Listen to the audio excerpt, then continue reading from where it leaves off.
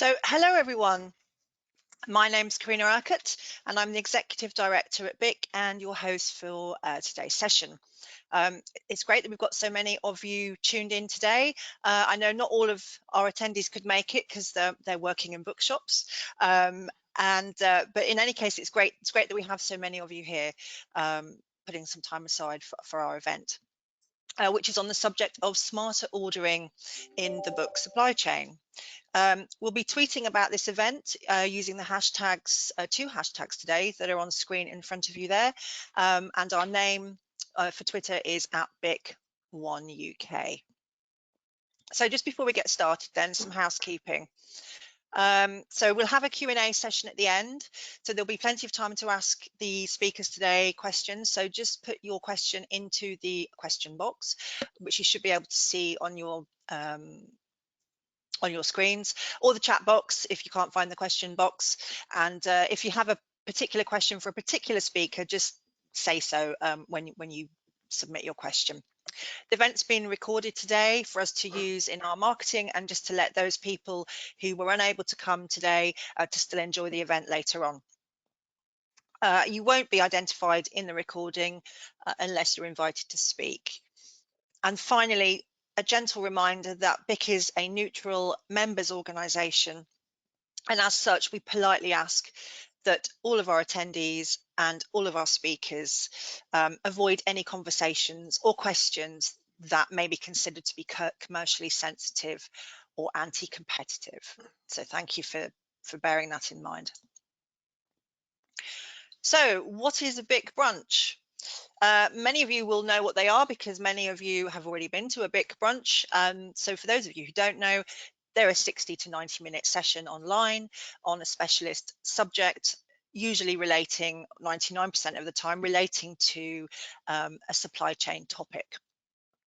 They're hosted by BIC, obviously, and we will have speakers with our industry experts coming along to share their knowledge and expertise. They're all recorded, they're all added to our YouTube channel, the link for which is there on the screen.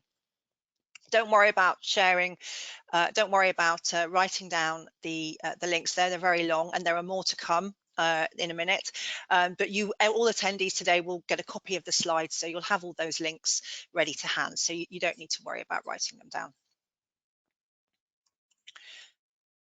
So the running order for today, we will kick off with Stephen Long, who is a consultant for BIC, who has been leading the ordering best practice project for us. And then we will go into a panel discussion where we will be joined by 4 more people. So we will be joined by Adam Hewson, the owner of Hewson Books, Andrew Macbeth, Hub Stock and Supply Manager at Waterstones, Dan Frid, UK Retail Success Manager at Edelweiss Plus by Above the Tree Line, and Lisa Lever, Customer Service Manager at Hachette UK Distribution. Following that panel discussion, we will have a Q&A session, and then we will wrap up hopefully at 1 o'clock this afternoon.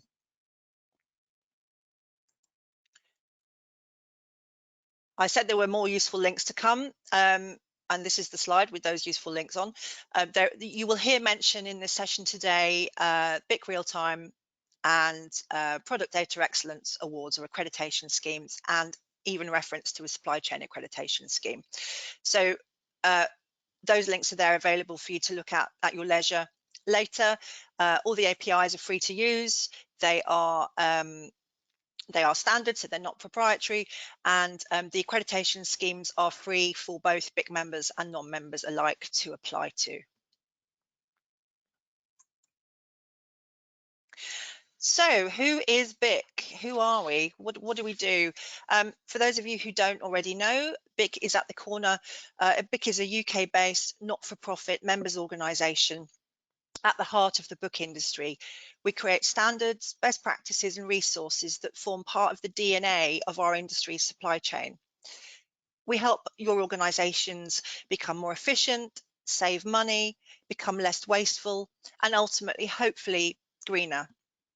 We sit at the cornerstone of the book industry and hold a unique position of trust, facilitating UK and international industry-wide collaboration to reach agreement on dependable standards and best practice in the supply chain. And how do we do that? Well, we do that in a variety of ways, including running 5 strategic committees that look at metadata, physical supply chain, digital supply chain, greening the supply chain, it's not green yet, and also the library sector. We offer training, events and workshops on a variety of topics, and execute supply chain related projects for and on behalf of our membership and also the industry at large. We also operate 3 industry recognised accreditation schemes, and you can find out more about everything we do on our website there. So back to the purpose of today's session. Earlier this year, BIC's Physical Supply Chain Committee launched a project to agree, document and promote ordering best practice in the physical supply chain. A wide variety of issues were identified as impacting efficiency and responsiveness, as you would imagine. We're going to hear today from Stephen and the rest of the panel about the outcomes of that project, which will shape a more informed way of working, how those outcomes will establish best principles for effective book ordering, tracking and receipting, which can only help with business preparedness, resilience and sustainability, all of which are now more important than ever. So as you can imagine, there's a lot to cover. So without further ado, I'm going to hand over now to Stephen to tell us more about BIC's Ordering Best Practice project, the challenges, the outcomes, and the recommendations. So over to you, Stephen. Thank you, Karina. As Karina's already said, this BIC Brunch has come about because of the Order Best Practice project, and we do strongly believe that there are opportunities to improve our order processes and reduce complexity. Support materials and output from the project will be made available in the coming weeks, either side of Christmas. So please do follow BIC on LinkedIn, on Twitter, and sign up to BIC's newsletter. That way you'll be the first to hear about smarter ordering updates. So I'd like to start with a story. In the 1990s, Dillon's the bookstore was acquired by Thorney MI, which was the then owner of HMV. Dillon's had 5 different store EPOS systems, some more reliable than others, some more user-friendly than others, all with a different support and training overhead.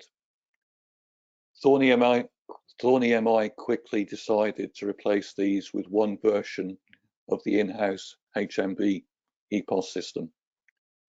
How hard could it be? Well, actually it was pretty hard. Being in the book supply chain, we know and take it for granted how the supply chain operates. But try explaining that to a music, games and DVD retailer. When a bookseller places an order, it doesn't usually mean one delivery. More than likely, we're talking multiple deliveries with multiple invoices over an extended period of time. So it's complicated. So the purpose of smarter ordering is a call to step back from our everyday order routines and look again at what we do and how we do it. Are we making the best use of technology? Do we recognize and follow best practice? Are we over ordering and returning too much stock? Next slide, please, Karina.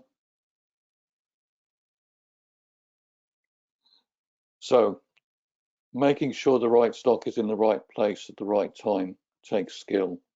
Applying a structured approach to order management means that we should know our trusted sources of information, understand how to use that information, and make decisions that maximize sales and stock availability. Technology is a great leveler. It ensures a diverse and healthy industry that isn't just reliant on physical stores or online retailers. It's one that is accessible to all book buyers and supports a range of booksellers.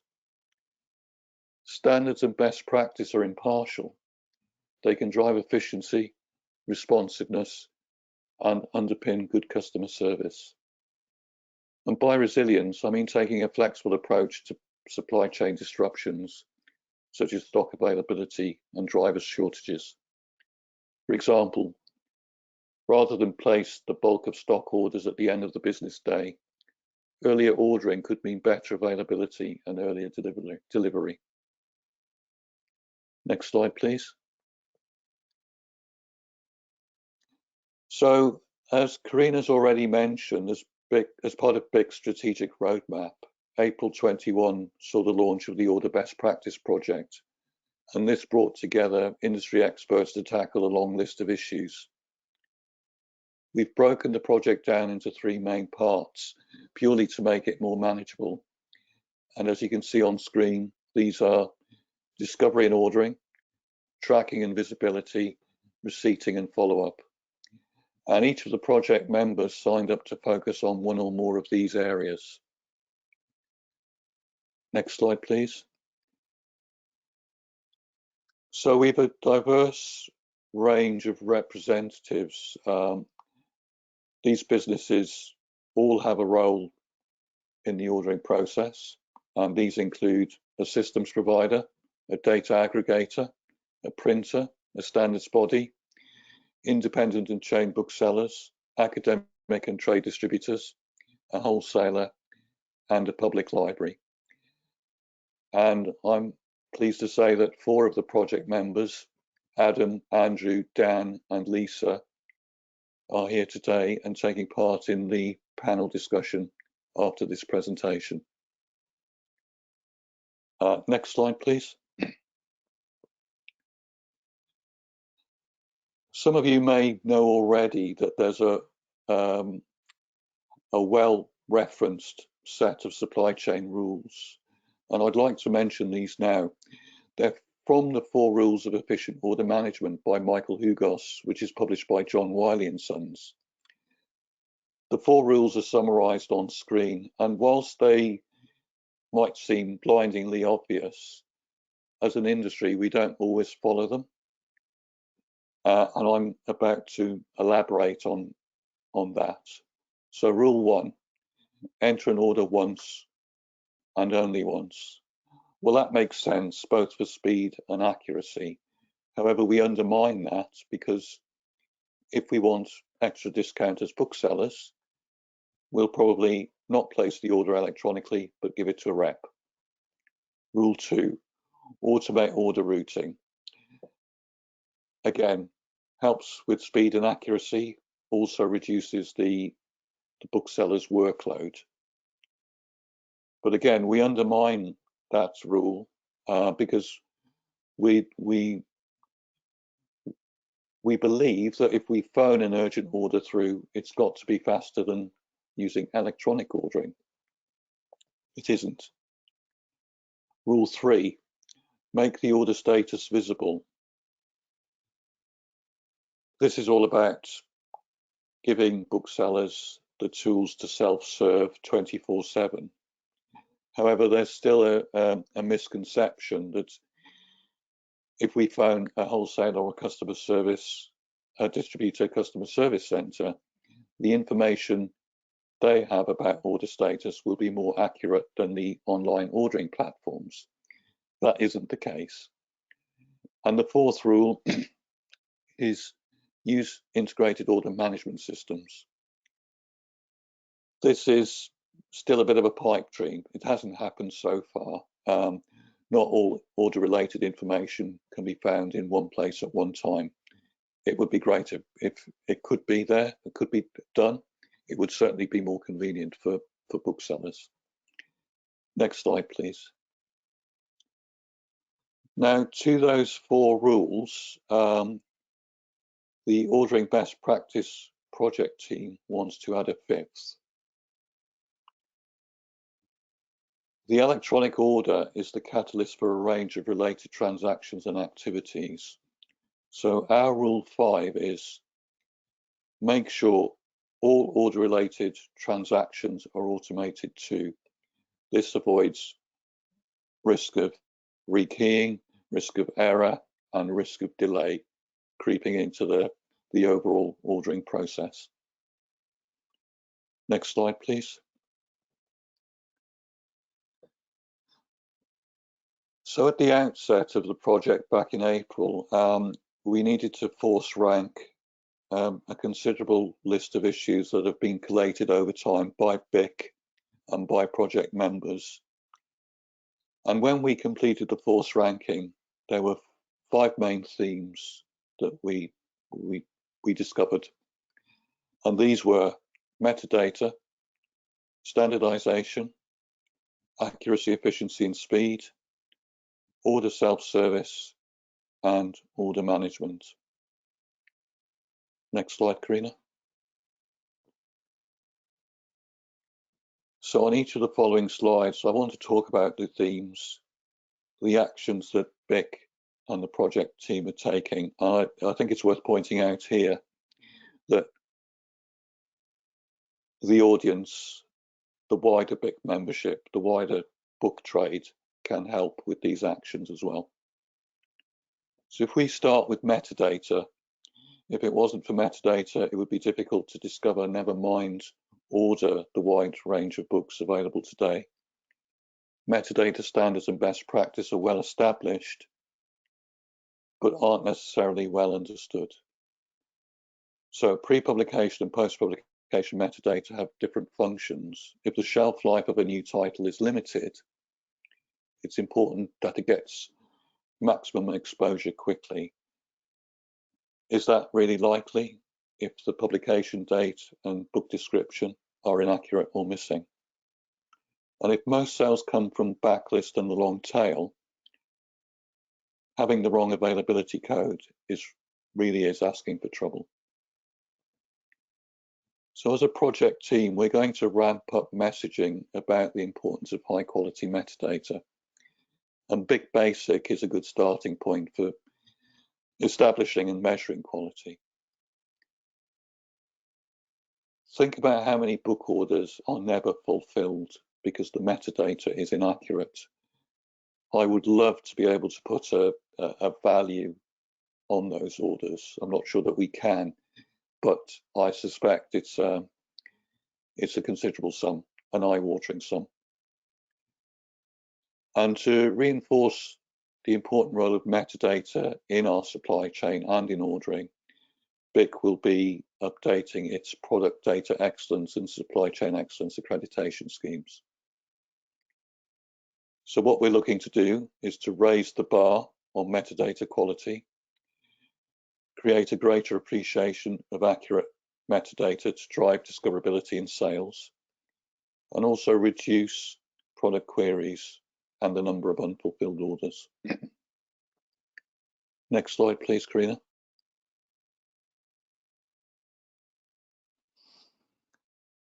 So standardization. It sometimes feels that standards are seen as a constraint or only relevant to automated processes, and that really isn't the case. Standards and best practice apply equally to automated and manual processes. And to give you an example, when we place an order electronically, there's a minimum amount of essential information that we have to provide. Otherwise, the order can't be fulfilled. So why, when we choose to phone, email, or give an order to a sales rep, do we think that the same approach doesn't apply? So we're going to provide standard order and invoice templates where ordering and receiving can't be done electronically.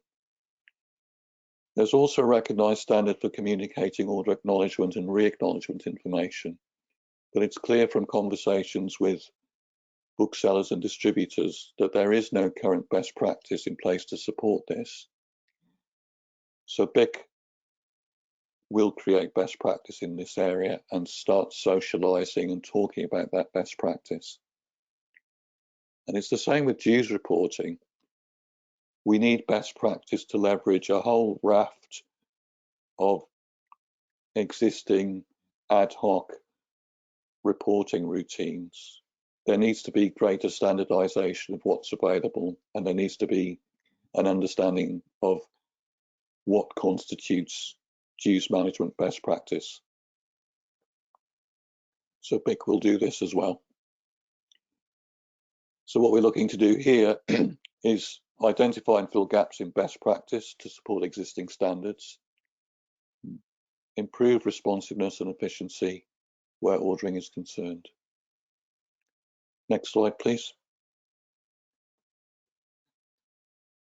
So there's a clear divide between those industry professionals that have access to and are confident in using technology for ordering and those that don't.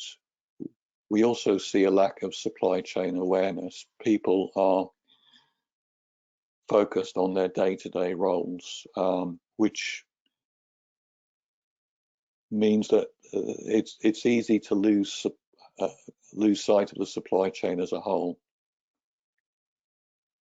So we're going to take a modular approach to supply chain training, starting with a set of smarter ordering webinars, and we'll explore the potential collaboration with other trade bodies.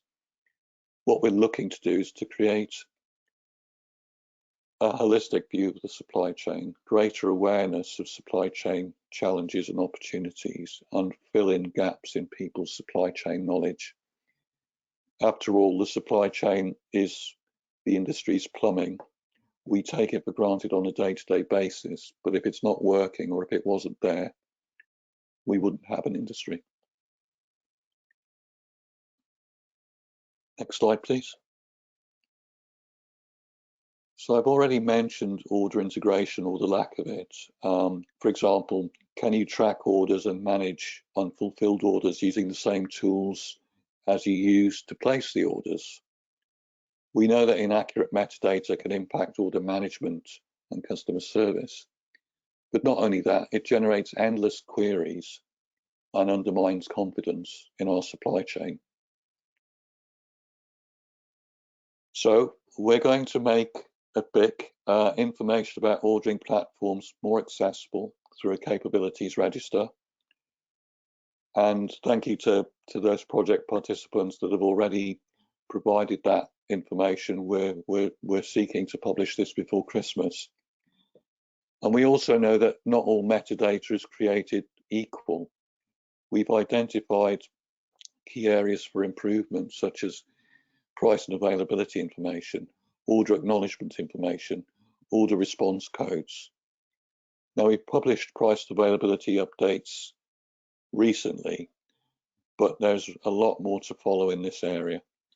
And we're also going to create a process flow and frequently asked questions to help dispel common ordering myths and show the best way to deal with order queries.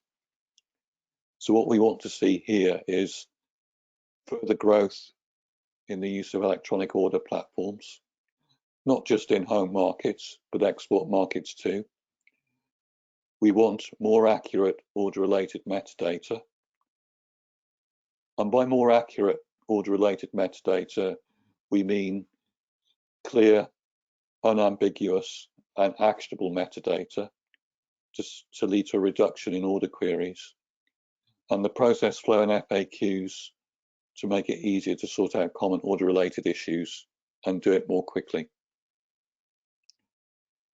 Next slide, Karina.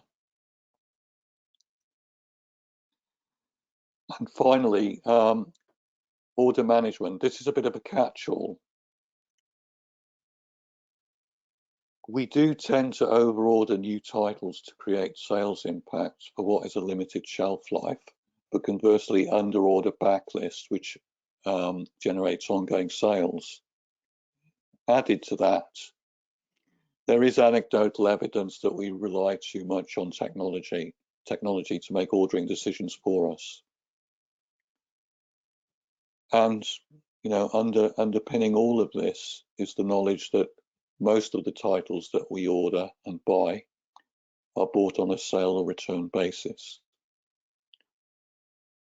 So as part of BIC's smarter ordering training modules, we will cover order management best practice, including buying skills and approaches to buying. And given the speed of the electronic supply chain, we'll build a business case for the adoption of BIC real-time messages for better order management. Here we're talking principally about the order management of unfulfilled order lines and cancellations. And once BIC's current review of the industry returns initiative is complete, we'll restart promotion of IRI. We want to recruit further booksellers, publishers and distributors to the initiative, as we see this as a a fundamental way of reducing time, effort, costs and wastes in returns. And this all ties in with the UN's call for a more responsible approach to consumption and production. COP26 is still front of mind. We're all very much more aware of social and environmental impact of what we do. So we strongly believe there's a value to smarter ordering. Housekeeping outstanding orders can help avoid nasty surprises, reduce unnecessary returns, as well as free up purchasing budget and physical space. Next slide, Karina. So the key themes in the project so far are the need for greater supply chain awareness and training, the need for more accurate and actionable metadata at product level, a focus on standardization, automation and best practice, and finally, a more proactive approach to order management. Karina. Great. Thanks, Stephen. Just something struck me there as you were speaking. It's interesting, isn't it? Is the balance between I'm just looking at my notes. The balance between using technology to help with the ordering process, but not having that over reliance on it in those areas where perhaps it's not as suitable, if that makes sense. Exactly, and this is, I mean, this has been a hot topic for the project team. Because when you stop and think about it, if you sell a book and your EPOS system says reorder a book, and the one you sold was the only one in stock, is it sufficient just to reorder that one? Or are you potentially missing a sale? Or sales? You don't know. You're sort of on a hamster wheel there. I think this might be a good time to open the discussion up to the panel, because there's that buying topic to tackle, and there's also your reference to technology. Exactly. And the metadata as well, you know, the transactional data too. So let's get the rest of the panel on. Let's introduce them. So we introduced them very quickly earlier, but let's do it again. We've got Dan Frid from UK, who is the UK Retail Success Manager at Edelweiss Plus, Buy Above the Tree Line. Hi, Dan. Hello. Hello. Adam Hewson, owner of Hewson Books, which is comprised of 2 independent bookshops in West London. And Lisa Lever, Customer Service Manager at Eshet UK Distribution. Hi, Lisa. And hello. And Andrew Macbeth, Hub Stock Manager at Waterstones. Hi, Andrew. Hello. Hello. So in this session, the intention was to cover, I think, 2 or 3 questions, but I suspect we may go into other areas as well. What we had planned is to talk about where does our industry go in terms of technology? How can we improve buying practices, which is what we were sort of touching on just now, and how can booksellers help distributors to help them? So where should we start? What should we start with? Let's start with, as soon as we were talking about technology just now, let's start with that question. So who wants to start? Should I pick on, I'll pick on somebody. I pick on Dan. Thank you very much. Appreciate that. I mean, obviously, I'm a big fan of tech in bookselling, but it's got to complement bookselling. It can never replace what you as a bookseller know, or what your bookshop specializes in, all of that stuff. Technology should be there to back up your decision. So really, I mean, what we're trying to do at Edelweiss is give you informed buying choices, giving you the information up front, not just from what the publisher is saying and what the inside of the book looks like, but from the other industry players. So how's it doing in other bookshops? How did a similar book do in my shop? That sort of thing should be there at your buying, your point of buying. And the information is out there to bring a lot more into that picture. So, you know, when's the publication date? Has the publication date slipped? And all of that, you know, with the, say, BIC web services, the real-time BIC project, you can get, say, an instant update on your order. You know, that should be available to you. The technology is there to bring it in. Has the price changed? Has the pub date changed? Who's got stock of it? You could, if with the correct adoption, you could bring that into a POS system, your stock management system, into a website like ours. You know, everybody could be contributing to that, and you should only have to go to one place to get it. And I think that's the crucial takeaway for me, is put all your information in one place, and that really should be a stock control system, and everything should sort of feed off that. That's how I feel about it. I mean, there are other things, the digital proofs, for instance, to save on wastage, that don't need a separate device to open it. That sort of thing would be amazing as well as an industry uptake. Dan, can I just ask you? You made a few, well, a lot of interesting comments there, points, but two things strike me.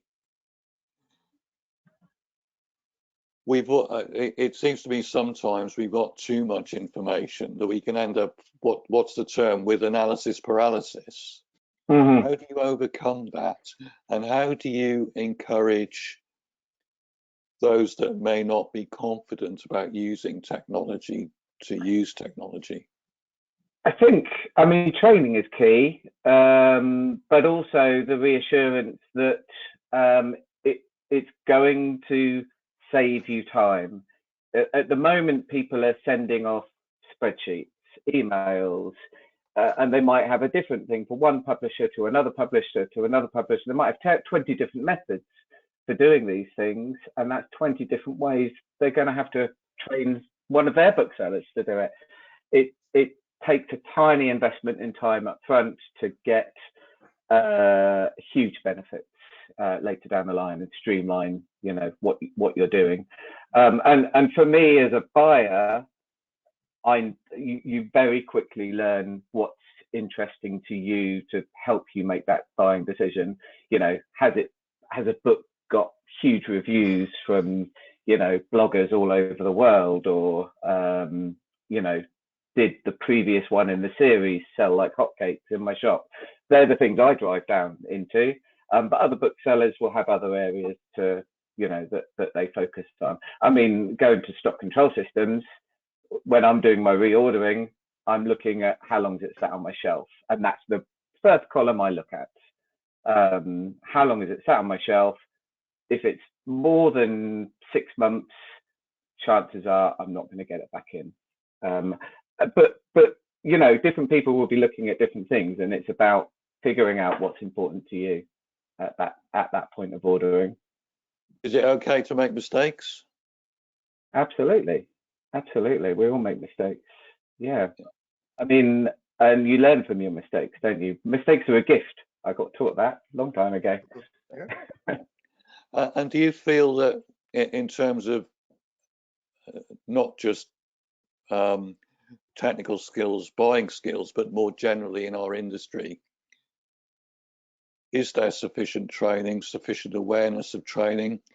Is the onus on the industry as a whole, or on the individual to address training needs, identify and address training needs? I think the industry could certainly do more to help some existing booksellers to get up to speed with tech. There's a lot for new booksellers, but the trouble with, you know, a new bookseller is you're learning a million other things as well as the tech. Whereas when you know what you need, that's when the tech should kick in, as far as I'm concerned. When I used to train booksellers, new booksellers, I'd be like, right, you need to know that you can do this, but you don't necessarily need to know how to do it straight away. Just that it's possible. Yeah, I mean, if I hark back to my initiation in book selling back in the 80s, we didn't have the EPOS systems then. The first thing you had to do was know where every book sat in your store. Mm-hmm. There was nobody else, no one else, nothing else to rely on, and I must say, it was a good way of learning. Mm. Yeah, absolutely. And yeah, sorry, Adam. Yeah, go for it. No, I was just going to jump in and say that one thing that I've picked up on the project that we've been working on is that a lot of the technology is already there. It's not that we need to develop new systems and new ways of working. It's that we need to better use whether it's electronic trading or acknowledgements, re-acknowledgements, BIC real time. All of these opportunities are there. And the key thing probably for the coming years is how easy is it for smaller players, small publishers, small retailers to get involved with those, to use those systems.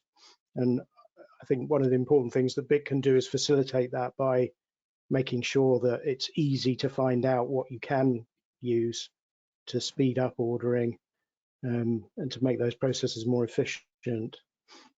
That's an interesting point, Andrew. And in all of that, if you had to prioritize one area where there could be significant improvements, what area of the electronic supply chain would it be? Would it be the ability to accept and process and fulfill those orders, or would it be a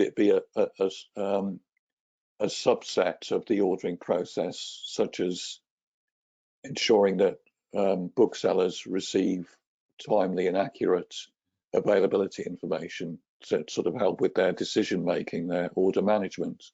What would you call out as the biggest priority, potential priority? I think I'd probably cheat and go for two On, rather than just the one. The first one really on our side, on the retailer side, would be to be doing more with the information we get back from our distributor and supplier and publisher colleagues. So we receive acknowledgement files. We don't always read those and interrogate them and do something with the data that comes back. So we definitely are guilty of not doing enough there. And the second thing I think on the supplier side and publisher side would be to encourage people to find ways of delivering stock to us with an electronic invoice or delivery note that goes with it. That greatly speeds up the process of receiving stock and getting it out to our shops. I was in our warehouse yesterday, and there's as there often is at this time of year, a small backlog. But the things that I find much harder to get through the system quickly are those where we haven't received any electronic notifications, so they tend to get pushed to the back of the queue in terms of receiving stock, and therefore that stock is delayed into the shops. Therefore, there's a potential that we lose sales. So I think that would certainly be my biggest kind of plea for the supplier side. That's a good point. Books in boxes don't make sales, do they? They do not. And the longer they're in the box is I'm assuming, correct me if I'm wrong, the higher the potential for that stock to be returned. Potentially. Oh, absolutely, yeah. Well, let's hope. There's still plenty of time before Christmas, so I'm sure we'll get through it all. So what do you think is driving the lack of electronic delivery notes?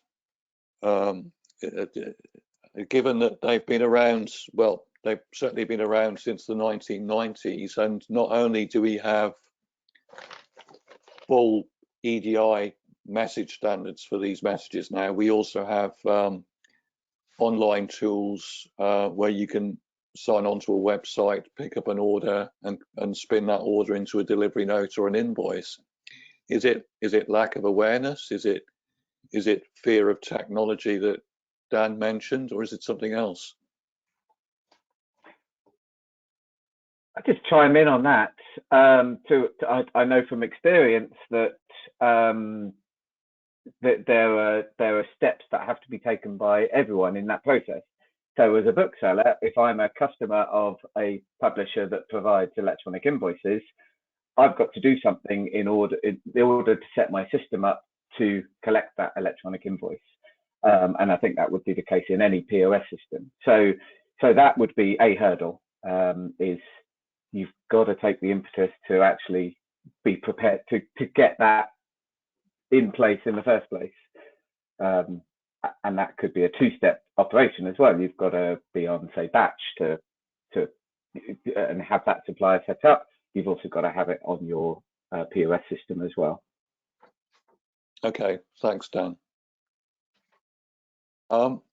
Maybe this is a good point to touch on buying practices more specifically. So we've got this a bit of a contention here. I mean, this is an extremely busy, important time of the year now. We're in the busiest season of the year, and come January, we'll potentially flip from selling to returning.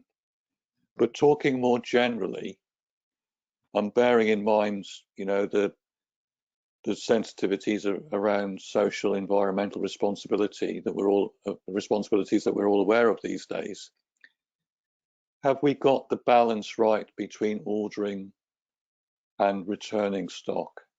Adam, I think you probably have something to say here, won't you? Yeah, I can field that one. I think in our shops we tend to think of ordering, selling, displaying stock and returns as actually just one big process and not little individual bits. And obviously we want to spend more time doing the selling and less time doing the returns. But the key to doing all this properly is actually getting the order right in the first place. So, you know, we try to think that if we spend more time on the ordering side than we do on the other side, then actually that benefits everything.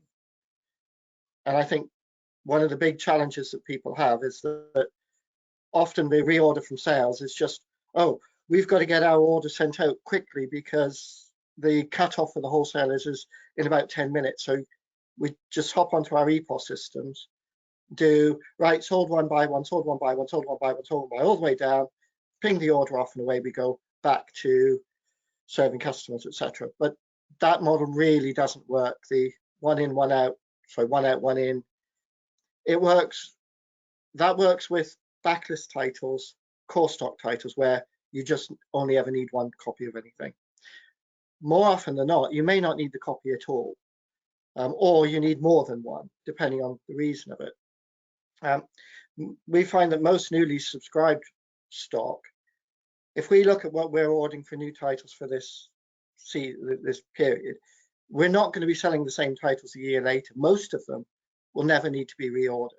So most books actually have a very, very short limited shelf life. So it's very important to work out exactly where that is and when that's going to be. So when we have sold that second copy of the book, do we ever need to reorder it? It's not something we love. It's not something we think strongly about. So let it go quickly. But whereas the sell one, order one tends to make you reorder that. It also means that we don't rely on returns to cover up our mistakes because we shouldn't have ordered those books because they're past the time, but we ordered them anyway. Stupid us, let's send them all off for returns. One of the things that came up on one of the earlier slides is the idea about firm sale. And obviously firm sale for subscriptions and new titles and events, yeah, we couldn't survive with that. And a few years ago, the whole concept of firm sale would fill me with horror. I've since addressed my fears and thought, well, what if we treated all reorders as firm sale and think, right, we've had this book for 2 months now, it's still selling, but now I'm going to reorder only because I know I'm going to sell it and I'm never going to sell it back. Would I still reorder that book? And that's a question that's worth asking each time. And then you'll suddenly find when you do make that decided thing. You actually start sending, you start sending less back. The opposite side of that is with new titles and important titles that are selling, because again, it's so easy to sell one and buy one. We really need to step up and say, actually, we need to have 4 or 5 copies of that. We've got such a tiny shop that we really can't hold a lot of stock. But those are the titles that go on tables, or they make the face outs, or they go in windows. It doesn't hold up, it doesn't tie up our money, because we're selling those. If we sell it once a week and we've got 4 copies, we've sold it by the time we've got to pay for it. So it doesn't tie up space, it doesn't tie up money, because they're our best sellers. And by having more than 1 copy at a time, or even 3 or 4 copies, I don't lose sales. Then there's the fear, but then suddenly you've got piles that have to be returned. No, that doesn't work either, because at no stage does a book go from selling 2 copies a week to never selling again. That just then goes on the long decline before we finally no longer stock it. But again, I think it's treating that as thinking of firm sale as a potential option, and really thinking very carefully about what books we're ordering, where we're going to put them, and what sales we're going to make. Thanks, Adam. It's interesting, isn't it? Because buying is not wholly a decision of the head, and it's not wholly a decision of the heart. Both have a role to play. The bookseller's passion. Yeah. There's a logic too, and I would argue on occasion it's instinctive, and you can't really explain the instinctive nature of it. But sometimes you know a book is going to sell without really being able to substantiate it. It's only based on previous experience. So it's, Yeah. I imagine, given your long career in the trade, this isn't something that you've picked up overnight. It's taken a long time to get to this level of buying skill and knowledge and confidence. Yeah. That's where the ecosystem can help, because it does tell you how many are selling each week, how many are selling each month, how many are selling each year. And using those tools, and tools that Dan's talking about, like using Edelweiss and finding out what other shops are doing. That's better than just thinking, right, I've got 10 minutes to get these orders done. Bing, bing, bing, bing, bing, bing, bing. Yeah. A more considered approach. And absolutely, because time spent on ordering earns itself back by time spending not returning your mistakes. Okay, thanks, Dan. And this is probably a good point to, just conscious of time. Yeah, we need to move on to Lisa, I think. To Lisa, yeah. So Lisa, how can booksellers help distributors help booksellers? Have you got any top tips or advice that we should be aware of? Yeah, I think currently we're receiving quite a lot of orders from our booksellers in various formats, and some of those formats can actually exclude the information that we require for efficient processing. So sometimes if any of the information is incorrect on the order, we may then be delayed because we need to go back to the bookseller for some information to be clarified. We often get incorrect ISBNs, title information, obviously if it's not a title that we distribute, and sometimes customers may even get their account number wrong. So processing manual orders obviously brings an element of risk of error, whereas if booksellers were to use an electronic system, that will obviously eliminate that. So a few kind of tips really from us as a distributor is using perhaps a standard format or a table that we can, or perhaps we can even provide you with a template. I know that Stephen was talking about that as part of our best practice. As a distributor, we can help you with that by sending us your order in a table or an Excel template rather than a PDF document. Will enable us to be able to copy and paste your order into our system, which is obviously more efficient and eliminates the risk of error. When you're sending your order through to us, perhaps quoting the account number and the account name will help us match. The same with title and ISBN details. So some customers may send their order through and it just has the ISBN on there. Now, if there's a check digit incorrect on there, then it will mean that we can't match it with anything because we don't know what the title should be. So if both of those pieces of information are on the order, then we've got 2 chances of finding the correct ISBN for you. And then ordering perhaps on an electronic platform such as PubEasy would be really good. That's going to give you some availability data, as well as being able to monitor your order status. And actually, it's a quick way of getting your order into the system rather than having to add a delay by sending us an email for us to then process that order manually, and perhaps needing to come back to you with some questions or some clarity needed before we process it. Whereas if you enter the order directly onto the electronic platform, it will increase the performance and in turn the lead time and the accuracy. So yes, a few tips there. Lisa, can I just ask you to dispel a myth or clarify in case I've misunderstood? But there seems to be the view in the industry that if I phone an order through, it's bound to be quicker than logging on to any of the electronic ordering platforms and placing the order that way. And if I have already placed an order, it's bound to be quicker and more accurate if I call you to check the order status than it is to check it online. I mean, what is the reality? The reality is, whether you send us an email with your order or whether you order it electronically or by the phone, we're as our business as Hachette Distribution, we are still only passing your order over to the warehouse system once a day. So whether you phone or whether you send an email or order on electronic like EDI, some customers, some of our smaller customers may well be set on PubEasy or ordering in via wholesalers. So the orders, whatever time of day you send them, we would encourage you to perhaps send your order to us during the day. Otherwise, you're then going to hit the overnight runs.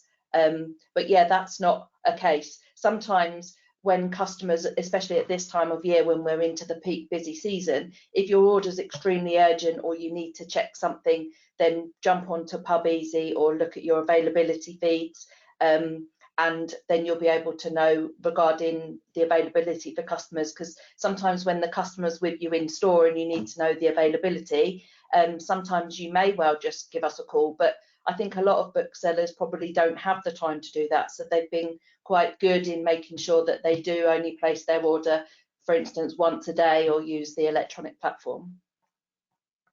Okay, thanks, Lisa.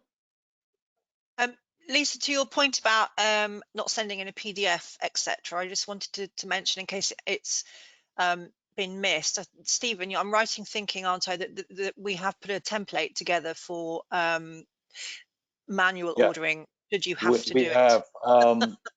In fact, we've done 3 versions and they're almost ready to go. So people signing up for the BIC newsletter and Twitter and LinkedIn, following on LinkedIn and Twitter, will get news about this shortly. Yep. We've created 3 templates: an email template, I think an Excel template, at least 2 templates. Sorry, I think there is a 3rd one. But you know, this isn't to get around electronic ordering. What we're saying is use these templates if there is a good reason for not using one of the electronic ordering platforms. And although we've not focused much on receiving processes during the presentation, Andrew made some very good points. And the other area where the ordering process falls down is at the point of receipt, unpacking, booking in stock.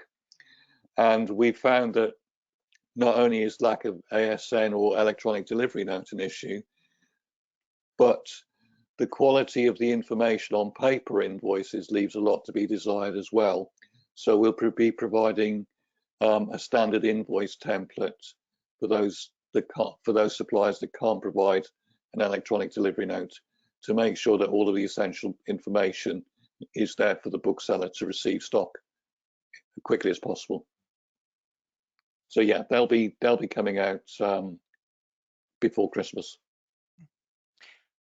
Great. I think we've had a few questions come in from our attendees. So given that we've got 5 minutes, would now be a good time to move on to that? Let's just have a look. We've had a, let me just start in no particular order. I have a question. Are booksellers ordering more copies of new titles because they're worried about not being able to reorder stock as quickly as they used to? I suspect that's in relation to the supply chain issues that we're experiencing at the moment. So who wants to, are we seeing that happening? Is that? Yeah, if I on. can jump in on that, I'm sure Adam's got a similar response, but I think it's more earlier ordering this year rather than larger ordering overall. So where everyone's panicking. We don't know what's going to happen in the next few weeks. We have stories in the media all the time about supply chains falling over, difficulty of getting staff, of getting drivers for lorries, of getting things through ports. So inevitably we're trying to, as other retailers are, we're trying to guarantee that we can have some of the best-selling titles in our shops in the middle of December. So yes, we have deliberately tried to order earlier than we would usually, but we're using the similar kinds of forecasting tools that we would every year, and hopefully we aren't over ordering. But the next few weeks will bear that out, I guess. Thanks. I can pretty much say the same thing as Andrew is. Yeah, there are a lot of people very, very concerned about the fact that they might not be able to get the books. And we don't want to pile our shops up now and then find out they're not selling. So I think there is that, let's see what's going and making sure we do have what we've got. With another hat on the BA supply chain committee that I sit on, we're talking to all the publishers and distributors about this. And you know, we can just reassure everybody that we're not alone. The publishers and distributors are thinking very, very hard about this. They're getting bigger print runs than they normally would have had in the first place. They're certainly making sure they're not running out of the important titles wherever they can. Appreciated that illustrated books have to come from China. It's too late to get those now. But we noticed a couple of books that normally would have been printed in China are coming through being printed in Spain. So publishers are going to do their color printing. They're coming up with solutions to that. Black and white printing isn't a problem as much. The British printers of black and white publishing they got in loads and loads of paper in advance of this. So I think Clay's had more paper than they've ever had in their entire history to make sure they didn't run out of printing. So by the black and white, that's your ordinary paperbacks, your hardbacks with slipped illustrations in. It's the big color stuff that could be a bit of an issue. But for, you know, sometimes I think we're just going to have to bite the bullet. If we run out of a book today and we aren't going to get it, then hey, hard luck. Let's sell them something else. We've got the advantage that we can hand sell that. Whereas if someone's looking specifically for something elsewhere, they might not be able to find it. But we can hand sell something else in our shops. Thank you. And I'm conscious of time, but what I'm going to do is, if all the panelists are okay to go over by maybe a couple of minutes, we could take another question because there are quite a few. The one I'm going to choose, I think, is more of a statement than a question, unless I'm reading it wrong. The question of in terms of communications and the importance of communications with regards to the relationship. Sorry, the question relates to the location of bookshops and the fact that sales agents and reps can't always get to the rural areas perhaps as frequently as they would like. And that makes that's an issue, but it makes small shops see the importance and the value of electronic communications even more. So there wasn't actually a question there, but I think it's just a statement. So I don't know if anybody wanted to comment on that. I think that's true, Karina, and I think what we learned through lockdowns is that we're all more proficient and comfortable with Zoom, Google Teams, go to webinars, go to meetings. We're all more proficient and comfortable using that technology. So I'd like to think that that would mitigate some of the potential issues with booksellers, bookstores in more rural areas. Keeping in touch with reps and sales agents. We're a people business, aren't we? We love to be together and we love to talk about books together, but you know, there are times where that just isn't possible. I certainly, with some of the customers that use our services, the ones on the islands, you know, Isle of Man, Shetland Islands, that visits are really difficult.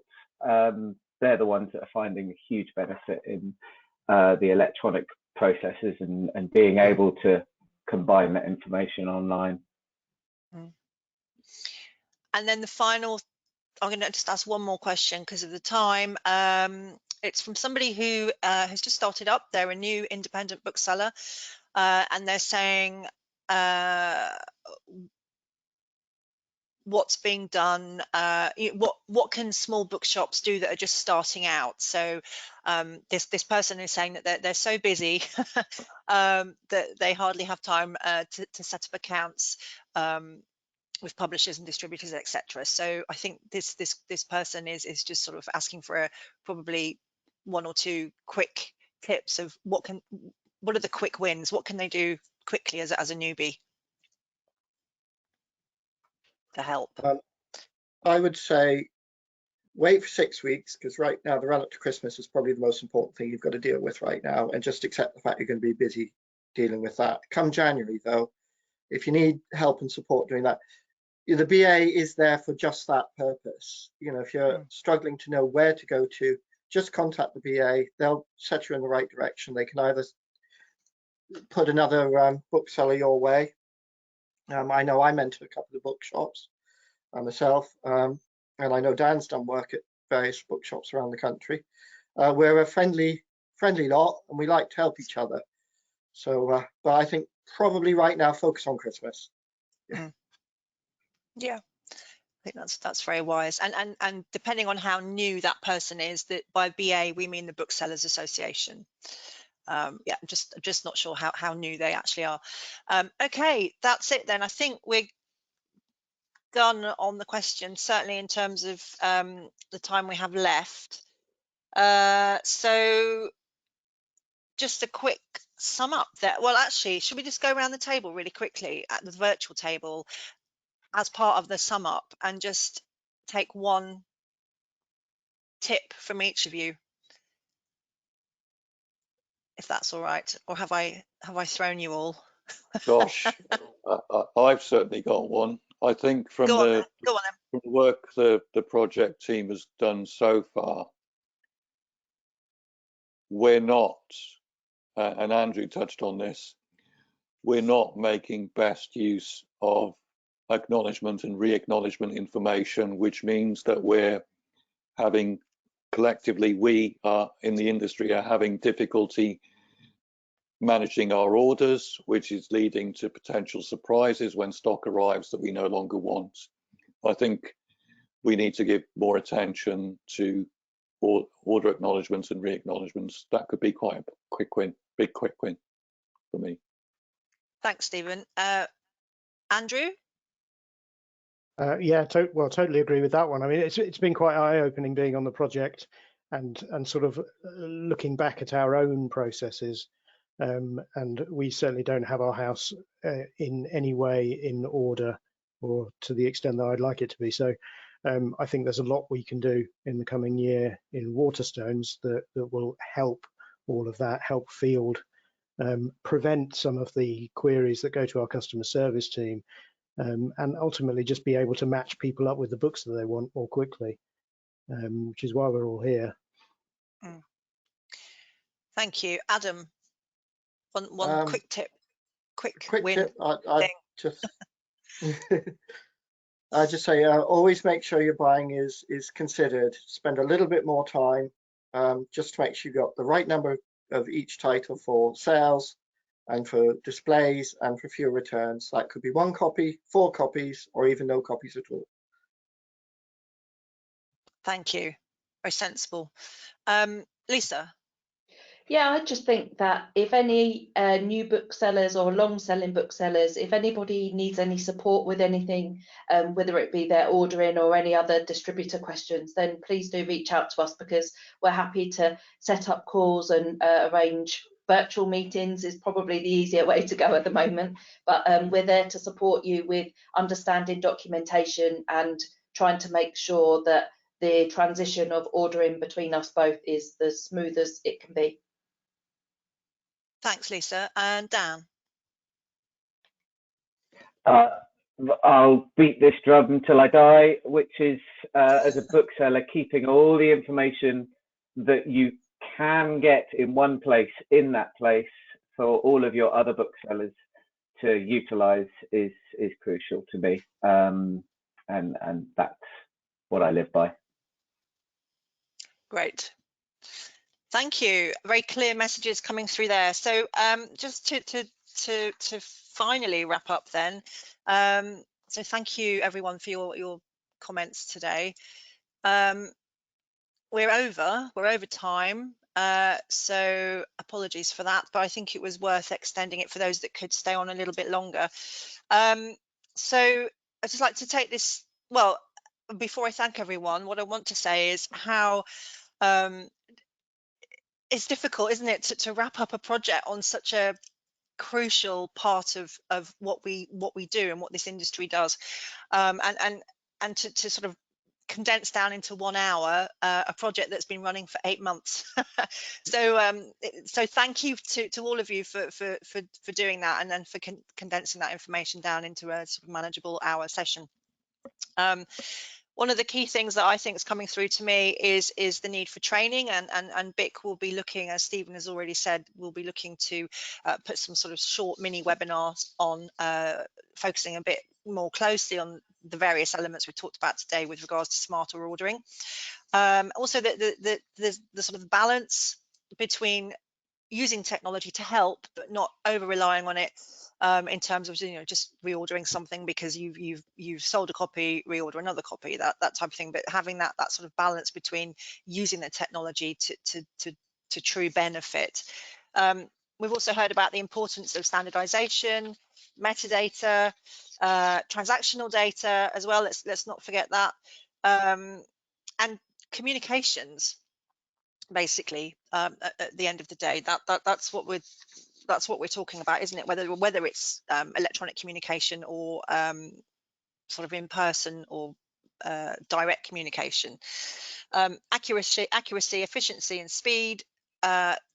Trying to get people into the more of the self-service realm of operating, and automating where we can, which again ties into the technology piece. So Stephen, when we have all the outputs from the project, we will be mailing and sharing and socializing all of that information. So I think the best place for people to go to sort of stay on top of that, because it won't all come out in one big hit. It will be sort of fed out gradually over time as and when the deliverables are achieved. We'll be feeding that information out. So the best thing you can do is sign up to our mailing list. If you don't want to get everything, you don't have to tick the everything box. We won't send you everything. If you just want updates really on the project itself, just tick the I think there's a box for projects and standards. So just tick that and we'll only send you information about the projects that we're running. You may get information about other projects as well, but you won't get every single thing. And also online on LinkedIn, if you follow our page, Stephen will be posting updates and information about where we are with the project, so you can keep a track of it that way as well. We're going to make the presentation slides available for everyone after this session, so if you can just bear with us for a day or two while we get those ready, and the recording will go onto our YouTube channel as well, as I've already said. Again, give us a few days to get all of that ready for you. So thank you again. Thank you for attending. Thank you to our speakers, because it's not just about turning up on the day, it's about the rehearsals and practicing, etc. So thank you very much, and we hope to see you at a BIC event at some point in the future. Until then, take care. Bye. Thanks, Karina. Thank you. Bye. Bye. Bye.